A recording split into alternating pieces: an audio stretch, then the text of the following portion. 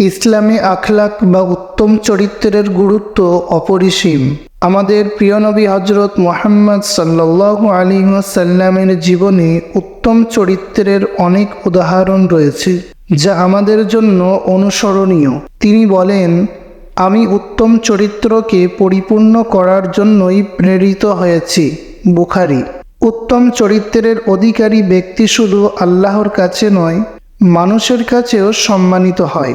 একজন মুসলমানের উচিত মিথ্যা, প্রতারণা, হিংসা, বিদ্বেষ ইত্যাদি খারাপ গুণাবলী থেকে নিজেকে রক্ষা করা এবং সততা, নম্রতা, দানশীলতা এবং সহানুভূতির মতো উত্তম গুণাবলী অর্জন করা। আল্লাহ পাক বলেন, নিশ্চয়ই তোমার জন্য আল্লাহর রসুলের মধ্যে রয়েছে উত্তম আদর্শ।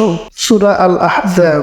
আমাদের দৈনন্দিন জীবনে, পরিবারে, সমাজে এবং কর্মক্ষেত্রে উত্তম চরিত্রের পরিচয় দেওয়া উচিত। আমরা যদি আমাদের চরিত্র উন্নত করতে পারি, তাহলে সমাজে একটি ভালো পরিবর্তন আনা সম্ভব এবং আল্লাহর সন্তুষ্টি অর্জন করা যাবে।